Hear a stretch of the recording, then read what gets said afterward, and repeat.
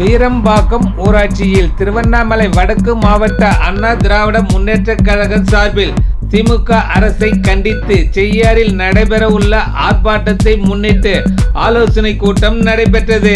திருவண்ணாமலை மாவட்டம் வந்தவாசி அடுத்த வீரம்பாக்கம் ஊராட்சியில் திருவண்ணாமலை வடக்கு மாவட்ட அண்ணா திராவிட முன்னேற்றக் கழகம் சார்பில் நடைபெற்ற ஆலோசனை கூட்டத்திற்கு திருவண்ணாமலை வடக்கு மாவட்ட செயலாளர் ஜூசி கே மோகன் தலைமை தாங்கினார்.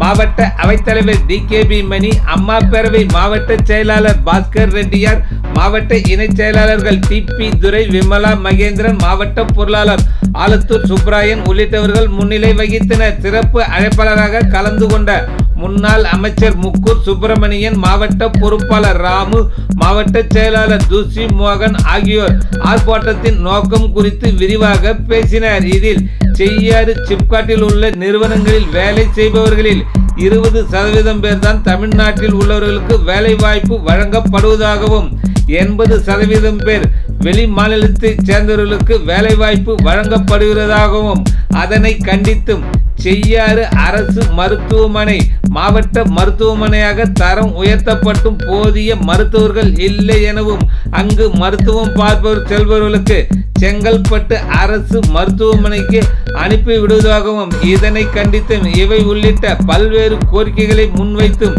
திமுக அரசை கண்டித்தும் ஆர்ப்பாட்டம் வருகின்ற 19ஆம் தேதி செய்யாறில் நடத்துவது என தீர்மானம் நிறைவேற்றப்பட்டது. மேலும் புரட்சி தமிழின் எழுச்சி பயணம், மக்களை காப்போம், தமிழகத்தை காப்போம் என்ற வாசகம் உள்ள ஸ்டிக்கர்களை கார், இருசக்கர வாகனங்களுக்கு ஒட்டப்பட்டது. நிறுவனங்கள் சிங் ஷட்டர், அப்புறம் ஓபர்ஸ் பெயிண்ட் லிமிடெட், அப்புறம் போரட்சி லிமிடெட், இது மாதிரி ஒரு சில நிறுவனங்கள் பார்த்தீங்கன்னா ஒரு நம்மளுக்கு 20% தான் வேலை கொடுக்குறாங்க. 80% வட மாநில தொழிலாளர்களுக்கு தான் கொடுக்குறாங்க. வெளி மாநில தொழிலாளர், வடமாநில தொழிலாளர், வெளி மாநில தொழிலாளர் 20% நம்ம தமிழ்நாடு பீப்புள்ஸ் கொடுக்குறாங்க.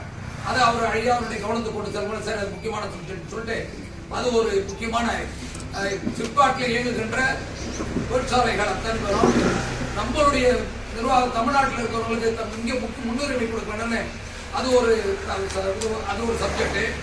அதே மாதிரி மாண்புமிகு எடப்பாடியாருடைய தலைமையில் இருந்த முதலமைச்சர் இருக்கும்போது செய்யாறு தலைமை அரசு மருத்துவமனை ஏறக்குறைய ஒரு 10.5 கோடி ரூபாயில புதிதாக அந்த மகப்பேறு மருத்துவமனை கொடுக்கப்பட்டு மாண்புமிகு அண்ணன் முக்கூரார் அவர்கள் அமைச்சராக இருக்கும்போது அந்த தலைமை மருத்துவமனை வந்து அனைத்து பணிகளும் முடிந்து அப்ப திறப்புழா பணி எல்லாம் நல்லா பண்ணிட்டு இருந்தாங்க.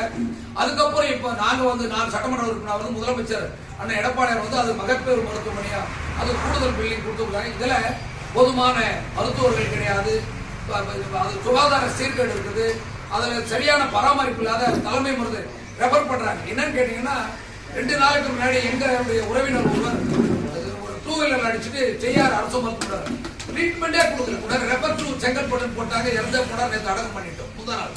அதனால அது மாதிரி ஒரு அவல நிலையில் இருக்கின்ற அரசு மருத்துவமனை, நம்மளுடைய அரசு மருத்துவமனை சரியா செயல்படல அப்படின்றது அது ஒரு சப்ஜெக்ட்.